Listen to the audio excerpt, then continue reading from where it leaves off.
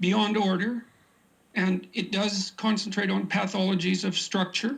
And the previous book, which is 12 Rules for Life, An Antidote to Chaos.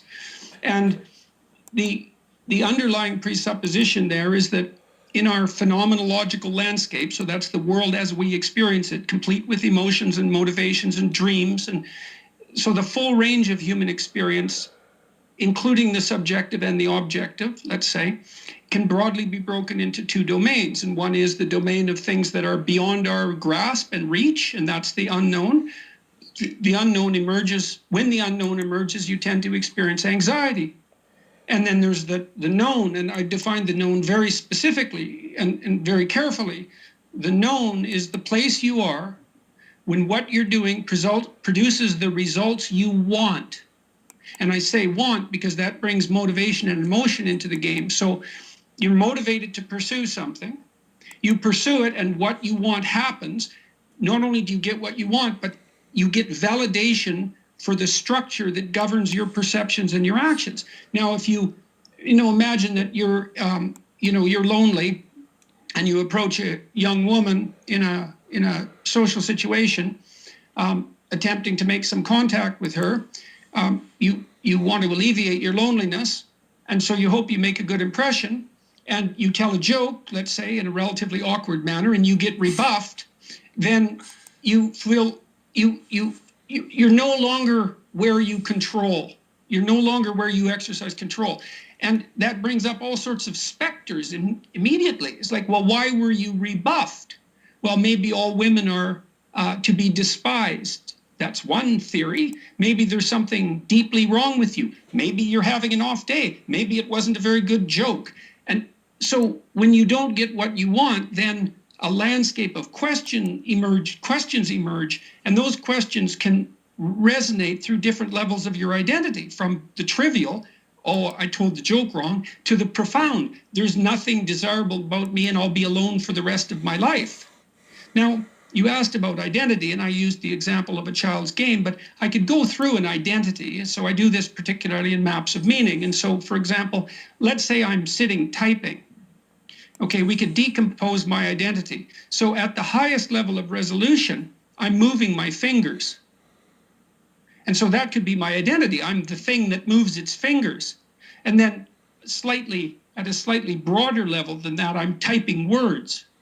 And at a broader level, I'm typing phrases and thinking them up, and then sentences, and then paragraphs, and then chapters, and then, let's say, full papers or books. That's a productive unit. So I'm the author of a book or the author of a paper.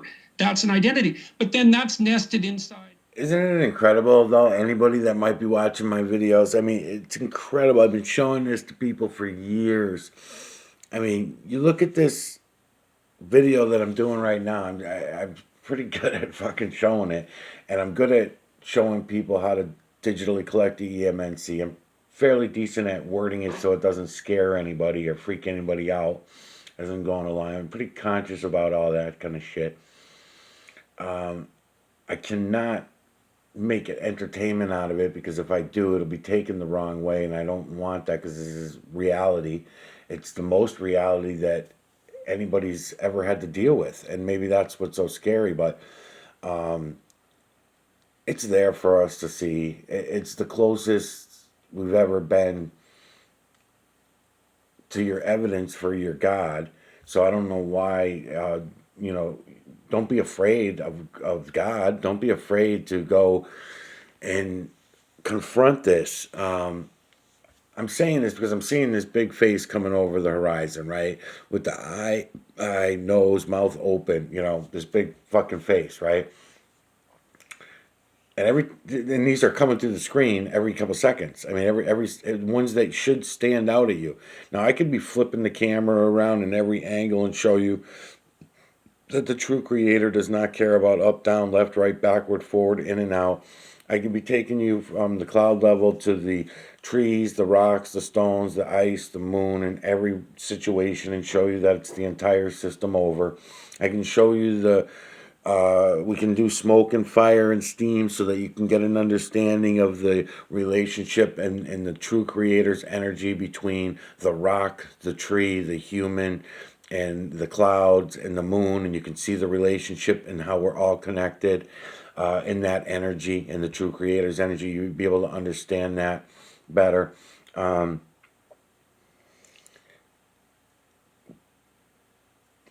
but as much as I'm showing it, I guess I'm feeling shitty because my old man and some family and stuff were over, and they were making comments and shit, trying to tell my kids about outer space nonsense, and they're very sci-fi oriented, especially when they want to piss me off. And so I, of course, defend my family and, tell my kids, just make sure they're all fucking liars, because they all have the right to go see what I'm showing all of you. And they do. I'm out there with a camera, and I'm running cameras all the time. I'm making these videos. They all know what the fuck I'm up to. They'll see the videos running in the background and see exactly what I'm showing you here, that I'm bitching about. That why would you not look at this for yourselves? Why would you not go outside with a camera and start digitally collecting electromagnetic nanocarbon yourself when you see what it is that some idiot that you don't even know, no one knows me, but you see what I'm doing. So for everybody to run away from that for whatever reason, sometimes it's because he swears too much, sometimes it's because he's an idiot, sometimes it's because I'm a genius and you're not, type of thing. That's why I keep uh, trying to explain that in the best way that I can without ranking everybody out. But then again, I do have fun ranking everyone out too. Um, because it's the egos are, I mean, show some fucking humility and admit that you were all a bunch of liars. I admit that I'm a liar. I still am. I admit it all the time. I tell my kids, don't even believe me. Why? Because you don't have to. First of all, we're humans, and anything out of our mouths is going to be a lie. It's not just a song. It's not just a phrase or a saying. It's the truth. Everything out of our fucking mouth. It's the only truth that we've ever been fucking told. And you can want to find the lie in that, because when I say that everything is a lie, you assume what I mean is everything is a lie. That's why I'm very clear to always say, when I say everything's a lie, I always say little bits and pieces of truth will trickle down through. We always look at the truths as the lie. We use our imagination to claim truth, and then the true things and the real things we deny and say that they're imagination. It's fucking backwards. And I'm sure for a very good reason. There's no one to blame except ourselves. You can't blame governments. You can't blame whites. You can't blame blacks. You can't blame Hispanics. You can't blame the gays. You can't blame the transgenders. You can't blame any one group of people. It's not the Democrats. It's not the Republicans. It's all of us. Because we all watch it and we all pretend to be so, you know, ingenious that that were right about it. Oh, they got me today real bad. They got me real bad. And Jordan Peterson, you're going to be right on board with these guys. I mean, because so that's why I'm saying, how can I get mad at someone like you, Jordan Peterson, when my own family, friends, and people that I'm surrounded by do the same thing? But I do call them purposeful liars. That's the part I was trying to explain in the last video. I do consider them purposeful liars now also, because what the fuck did I do here? Because they have the opportunity to see it. They do see it. I've showed it to them, so they've seen some things, and they've seen enough to know that it goes against their God, and it goes against their beliefs of what they thought was God, for all their lives and stuff. So there's some scary aspects to it. Um, but I highly recommend that you don't be afraid of that, if that's the case. Anybody that might be listening, because their God is space aliens, anyways. For my family, a lot of them. So for a lot of them, and that's what they were busting my balls on, is that they're trying to say that. And I was explaining to my kids, hey, listen, those Darth Vader stories and stuff like that, and those are all just same religious stories splouted out over again in a different way, in a more modern way. They're still religions. It's the same religion. So if you're going to believe in Darth Vader and Luke Skywalker story, you might as well believe in Jesus Christ and God and Moses and all these other characters that we used over the years. and my son was telling them guys stories about some of the Greek gods, and how they got their names and things like that, you know. Uh, and no one could follow along. I mean, they didn't know any of the Greek stories. I was familiar with some of the names. Athena. They were talking about Athena and how she cursed what's her face spider. I forget her name now. But that's how they came up with the term to be afraid of spiders. It's on the tip of my tongue, but I can't pronounce it. Anyways, it was interesting conversation to have with everybody, and then to see how pissed off they were about being confronted with reality. What I'm showing you here, that you can all go see for yourself. Uh, Everything was good for looking today. If we were going to be looking at the clouds, I had the cameras rolling. Something happening that probably was my family. It was probably my family that went and deleted the fucking videos on me. But I'm just joking. But it's kind of funny though, you know, how we will demand to be lied to. We demand it, you know. We want to be fooled and tricked. We want the simple. They say it's simple, but it's really not. It's actually very confusing. So you live on this spinning wet pair rocket ball spinning at 1,100 miles an hour. You got the moon going around you at 2,200 miles an hour in your fake ass imagination, and this is just starts making you dizzy just even thinking about it. Then you're going through the vast of outer space at 10,000 miles an hour. Then you're rotating around the sun at the same time, because the sun and the moon and everything is going through the vast of outer space at 10,000 miles an hour. At the same time, we're rotating. I mean, it's a very dizzying uh, bullshit story. This geocentric model was much easier. But we don't need either one of them. We got reality now. We got the real deal. And we could see it the whole time. It was always there for us to see. We just refused to go look, you know. Um, Another argument that I got into them was about my claims, because they're not really my claims. I mean, I could prove it to you and show it to you if you guys just want to go look. You know, no one wants to do that. Uh, Controlling the weather. We were talking about those 350-ton stones, and I know they were bringing them up just to bust my ass. But those 350 to 500-ton stones, I mean, how do they think that they got moved, right? Their ideas are space aliens. They think that space aliens came and did these things for us and all. No, it didn't have to. And if you just open your eyes and you look up and you see these 10,000 trails a day that you're seeing all above your head every day that I'm pointing out to you, that I'm making videos of, and you guys could all go and look for yourselves. And then once you understand that they're dumping out these heavy metals and minerals, they used to do it in other ways. We still do it in other ways, but that's an obvious way is the fact that they're just dumping them out of jets all over your fucking head. So I mean, it doesn't get any easier to see if anybody was to open their eyes. That's one of the most amazing things to me, how blind everyone chooses to be about it all. And then so once you know that and you understand that, then you can also should be able to understand about sine waves and sound resonance, which Jordan Peterson, you're talking about that in 2, 3 videos that I'm listening here.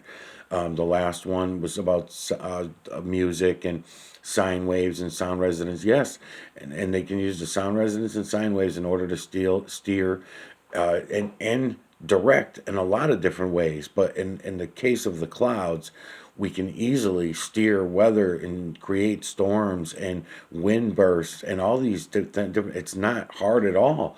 We've been doing it. We were doing it before the technology was taken away from us.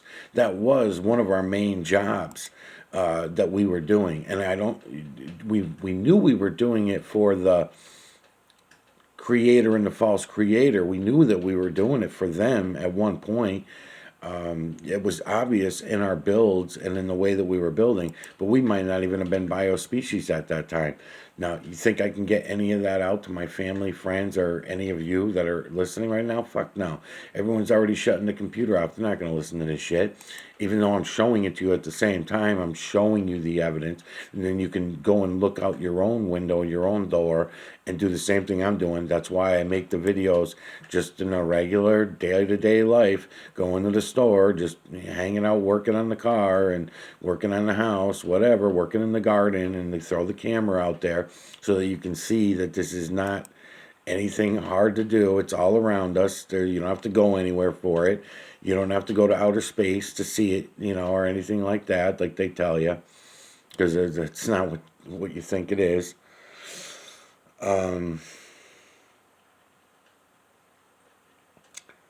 So then they ran into the dinosaur bullshit stories, so fucking silly. Yeah, and they're telling my son, yeah, and that's when they found all the dinosaur bones. Yeah, yeah, what dinosaur bones did they find? Well, yeah, I brought, yeah, he brought one of my cousins, actually my nephew, to a dinosaur museum, I guess. Oh, yeah, so I brought him to the dinosaur museum and blah, blah, blah, blah, blah. And then seeing all the bones at you, and it's real nice, and he's telling them and everything. And I'm saying, oh my God, so I have to jump in. I can't not say anything, and they know that. So I'm like, no, there's no evidence of that. You got a bunch of liars that have told you that, and there's a reasoning why. They want you to not believe in God. They want you. That's why all the stories of God that we know of, all the ones we have to choose from, are all false. They're all wrong. So here's the real true story of the true creator. You can call him God if you want to, but at least go fucking look and see his work and understand it.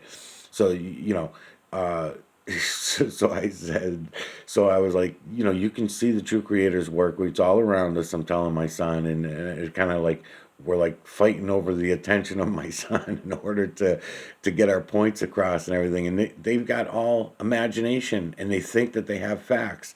They think that they have logic and facts, and because everybody else says it's true, then it becomes true. Yeah, okay, in your imagination, it's true. I'll give you that, but it doesn't make it true. It doesn't make it real, fucking unbelievable. Let's go to the next video. This one's slowing down.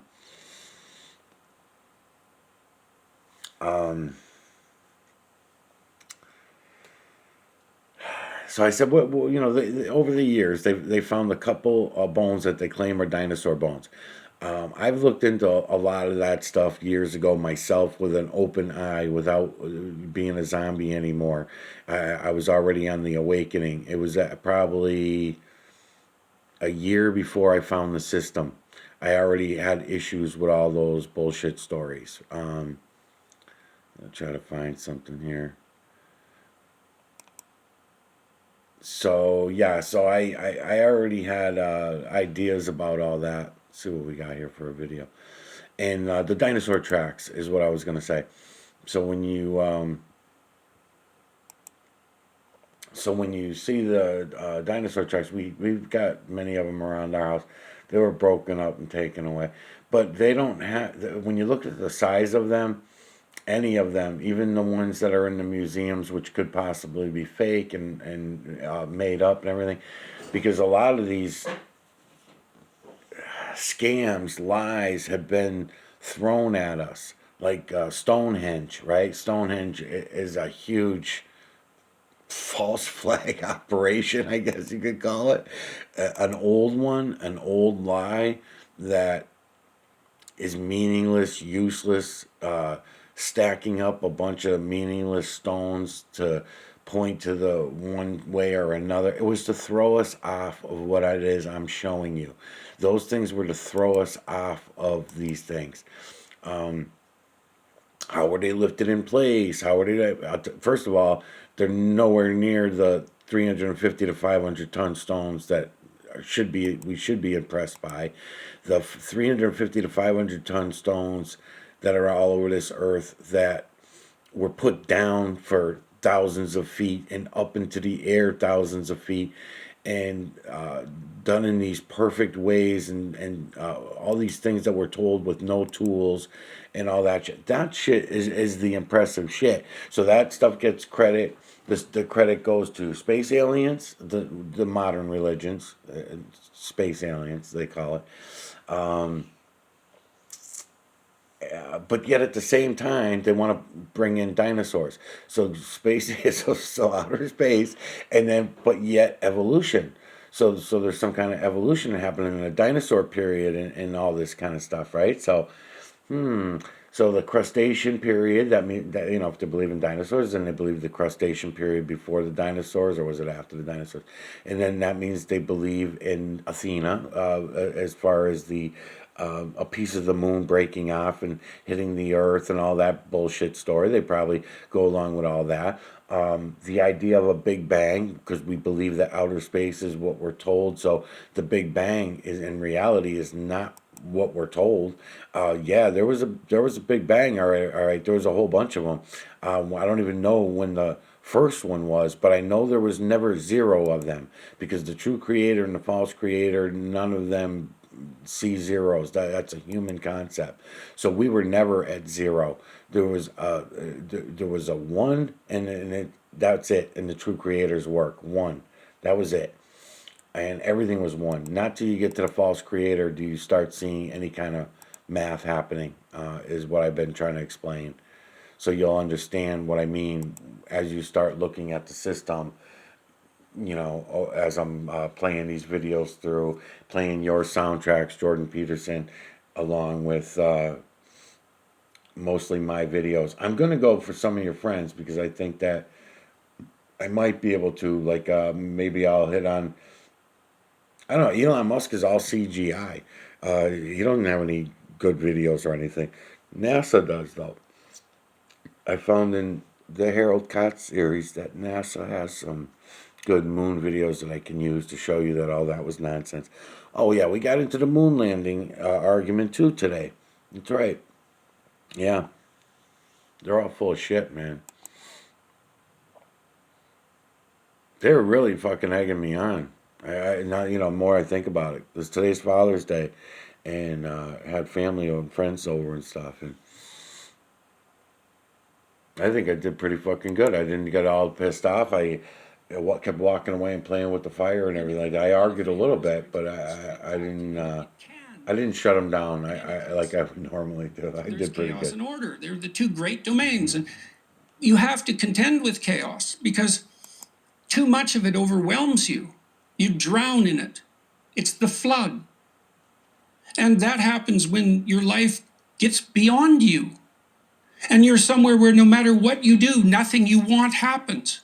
It's a domain of terror and pain. Now, it's also a domain of unlimited possibility, because outside of what you know is everything you don't know.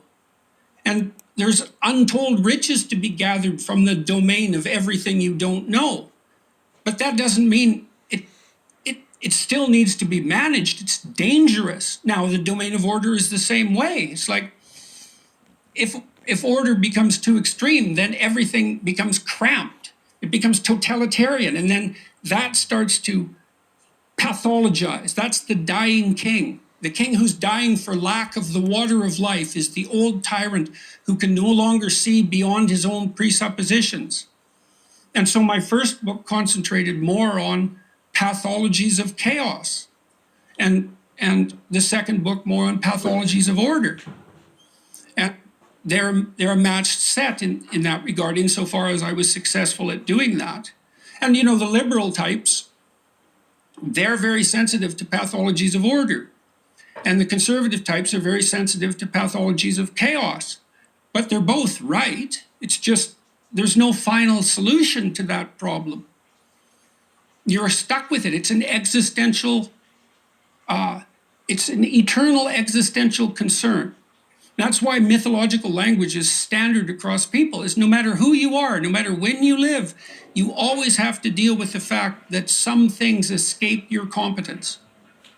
And no matter where you are, no matter who you are, you have to adapt to the fact of the existence of a value structure that's shared across a social group.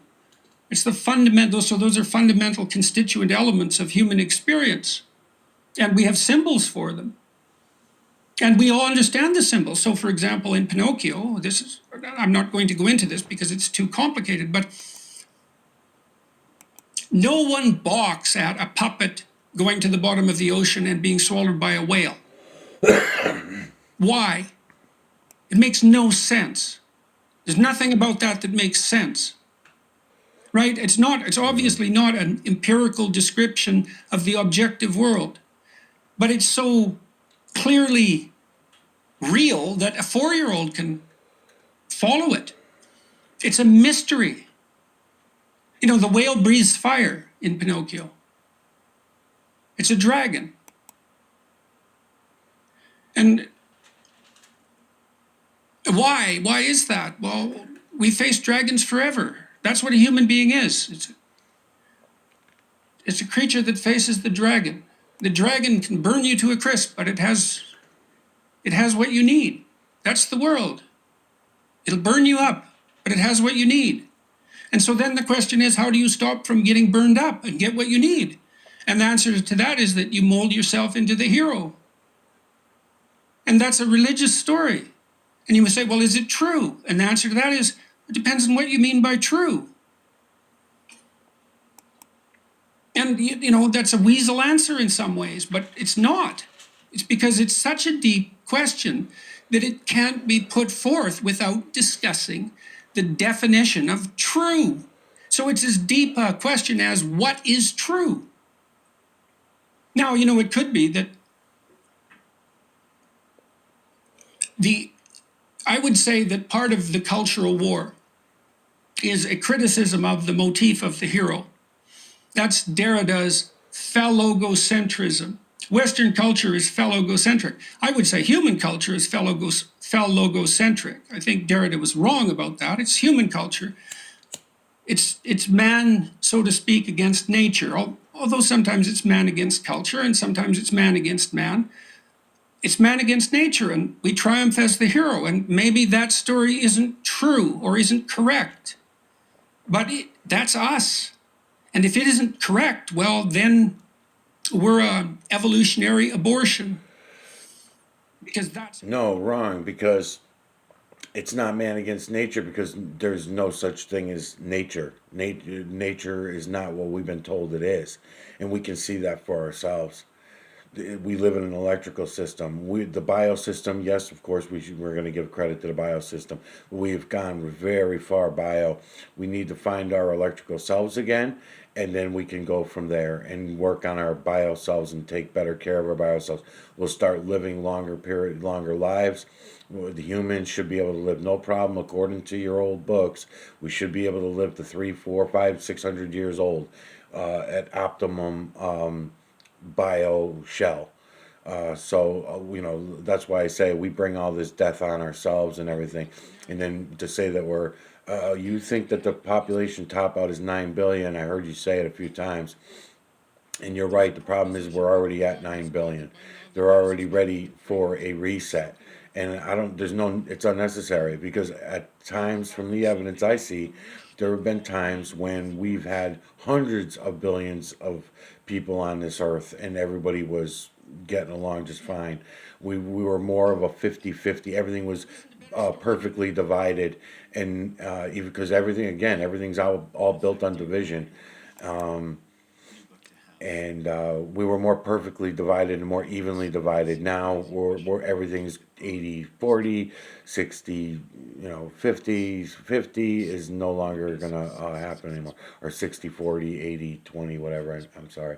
So everything's off. So I think I did that the other day too. I said 80-40, but 80-20, 60-40, those kind of numbers. Everything's off, and that goes for everything. Politics, the races, the things. I was mentioning it, and I was forgetting about some of them, like even Australia, I'm not ranking out whites. I'm not ranking out whites. I think something got lost somewhere down the line. And I don't think, I don't see any racism in you or anything, Jordan Peterson. So I'm not claiming that, but I do want to keep pointing out throughout your series, the importance of us working together as a 50-50 rather than the numbers being so far off, because there is something to that. You will find that there's something to these numbers being off. And I'm not going to blame white people any more than to say we're all zombie slaves, because we are. So it's our own fault that this happened, because we were, just like I was just saying about my old man, or just like I'm saying about anyone else who's going to come and look at what it is I'm showing them and then walk away from it. Now I consider you a purposeful liar. You're a purposeful liar. You intentionally came in, looked around, and said, I'm either too scared, I'm too arrogant, whatever. I have a chip on my shoulder, and you ain't gonna knock it off, whatever. And argue. A lot of people love that. That's why I don't even go to the bell anymore. People love to argue about shit that has nothing to do with what I'm showing them. And sometimes they want to argue about shit that I say, but I'm only saying the shit I'm saying because I can't keep quiet when I'm listening to this shit. So every time I hear something that is wrong, I'm gonna throw it in. And then anybody listening saying to themselves, all right, this guy Jordan Peterson's a fucking genius. He's written books. He's read thousands of books compared to this moron. Why would I listen to him? The point is, I'm trying to make is, it does not matter. Intelligence doesn't matter. That was a made up concept. And they started doing that with the earlier religions, philosophers, right? The story of Jesus and everything like that. He went and worked with the philosophers. He went to the school to right. That was the story. He supposedly went, and where his parents were looking for him, and where did they find him? He was up teaching the teachers. They had other terminology for it, but he was teaching the professors himself, and all this kind of stuff, because he was full of wisdom and things of this nature. So the lies were all already built in about everything. And how anybody could be missing all of this, it's beyond me. There's just no fucking way. I mean, I'm too good at showing it to you. There's just no way. Anybody that would take a camera, go in their fucking yard, and or whatever you're doing, you can attach it easily to your car. But what do I get? No, instead I get people putting cameras out the side of their window and giving me pictures of their stores and their shit, or they give me a blue sky, or all this kind of shit. It's like, no, no, no, no, no, no, no. Nobody's that fucking stupid, man. Nobody's that dumb. You're pretending to be that. Oh, what? That's not good enough? No, it's not. Fucking idiots. So, it's fucking amazing. Geniuses, I mean, they're fucking geniuses. So there's obviously some playing around going on. Let's go back to listen to this again. And every time you fail, you don't get what you want, but you also undermine the validity of the theory that you're using to organize your perceptions and your actions. That's partly why people don't like to fail, because you don't know how far back that can echo, how far down your hierarchy of presuppositions that can echo. If you're clinically depressed, every minor failure means you're a worthless human being. And you never know when a failure is going to demonstrate that. It can. In any case, there's chaos and order. They're the two great domains. And you have to contend with chaos, because too much of it overwhelms you. You drown in it. It's the flood. And that happens when your life gets beyond you. No, it's a short. They're shorting us out. That's what they're doing. Your brain is a memory capsule. Your body is an electrical vessel. And we treat it as it's all bio, because it has bio aspects, it has biological aspects to our being. And we forget all about the electrical side. And if you want to overwhelm the electrical end of things, it's easy enough to do. You can drown them out. You can drown out the electrical connection that we have with the true creator by adding the wrong heavy metals and minerals. You can encourage the wrong ones with, like you were saying before, serotonin, other things, steroids, and other things. We can add things to our water and our food that would do so, and just eating the wrong foods, because that's where you get the minerals from anyway. Because the plants absorb all the minerals that we were at one time absorbing. That's how we were living. We didn't have to eat with our mouths. Though maybe the teeth and the mouth and everything came in. First of all, for this fast tongue, but for eating, the feline canine rodent ape human and beast to evolve a jaw and teeth and everything like that. I don't know if that was part of the original plan. That might have been a human concept rather than what it was supposed to be for, because we were definitely supposed to be absorbing our nutrients, not eating it. But what you just said there about the flood. No, you don't have to compare it to Noah's flood or us being. No, it's a short. You short us out. Too much false information. When things don't make sense, when everything's upside down, backwards, doesn't you can just feel walking around. It's all fucky, right? Yeah, they're shorting us out. The president comes out, crashes the economy in less than 2 years, does all these crazy things, but then comes out and blames all these other people, right? Weird shit like that, right? You'll see Trump was one of the worst presidents you could ever ask for, but because we're conservatives and we think like conservatives, we're thankful for him and we want him back again because we're going to be so miserable and at death's door by the time we even have the option to vote him back in, right? It's all purposeful. It's all part of the show, Why is that? the Well, we entertainment, face dragons forever. the world That's what a human stage. being is. It's a creature that faces the dragon. The dragon can burn you to a crisp, but it has what you need. That's the world. It'll burn you because that isn't generally a place people would go for comfort. You know, untold numbers of people have said to me in person, but publicly in that way, that they've put their lives together, at least in some ways. And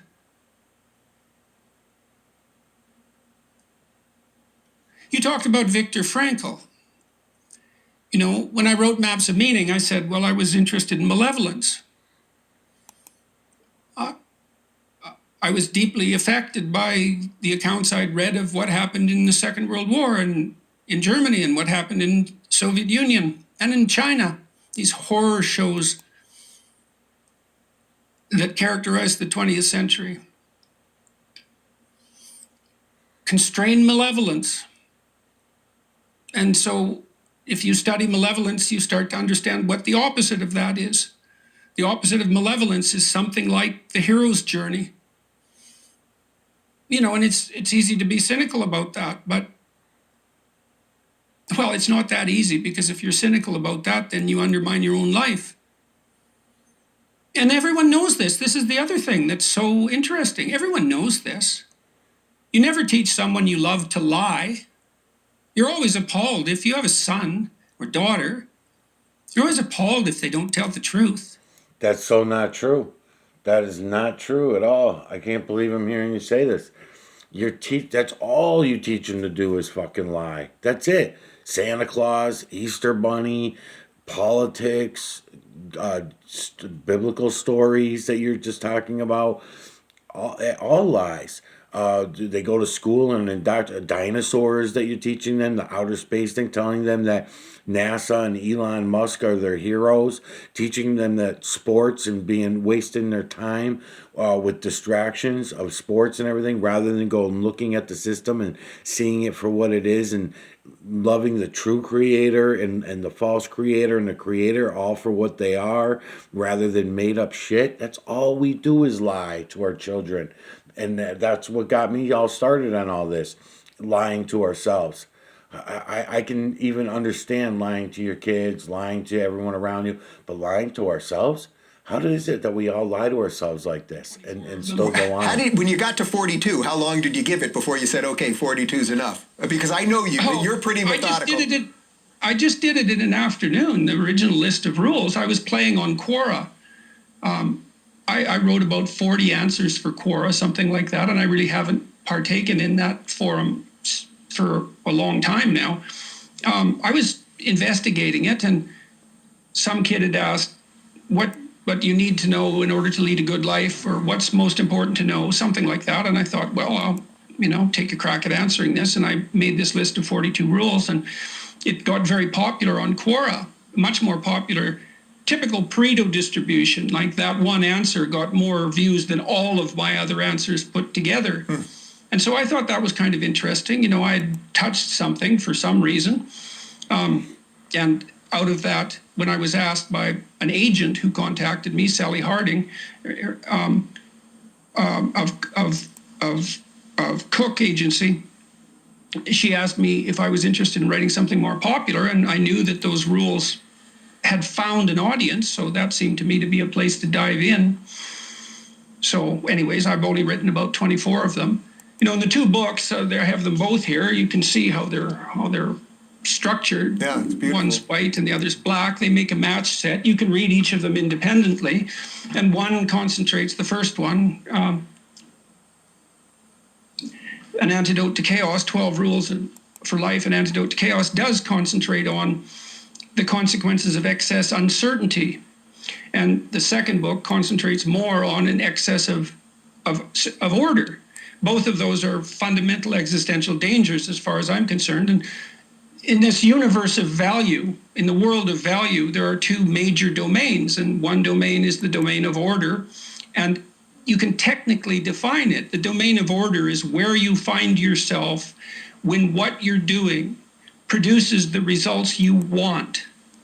And that's a really tight formulation, because it gives you a particular idea of what a place and time is. A place and time you occupy is, at any given moment, is the place and time that's defined by your current goal. And you have a map of value that guides you through the actions that are necessary in that domain. And if the result is what you want, which brings motivation and emotion into the picture, then, well, you get what you need or want, but you also validate your theory of existence, because it's good enough to produce the results that you desire. And given that you're fallible and that you don't know everything, you have to use proximal truths. And so something is, it's a pragmatic, it's a form of philosophical pragmatism. If you make a bridge and it stands up, then you know how to make a bridge. Why? Because the bridge stood up. Now, maybe you overbuilt it. You could have built it more elegantly, but it's sufficiently true so that the bridge functions. And we're like that. We're like engineers. We're cobbling together solutions all the time. And as long as those solutions work, we assume that we're right. Well, that's the domain of order. The domain of chaos emerges when you lay out a plan into action, and something other than what you wanted emerges. And sometimes that can be a catastrophe, an absolute catastrophe. And your brain, our psychophysiology is actually adapted to those two domains. When something unexpected happens, all sorts of emotions and motivations break loose, fight and flight among them, anger among them. It gets disinhibited, because when you don't know what's happening, you have to prepare for everything. So you get anxious, and then you hyper prepare, which is extremely stressful. And so the domain of chaos is extremely stressful. In small doses, it's exhilarating. And that's because, well, when you're where you don't know what's happening, you have the opportunity to learn and to expand your map. And so there's always an interplay between the domain of chaos and the domain of order, but they can each pathologize. And the pathologies of uncertainty are more associated with anxiety and nihilism and depression, and whereas the pathologies of order are more totalitarian. And then I would say as well, the liberal types, the more left-leaning types, are quite sensitive to pathologies of order.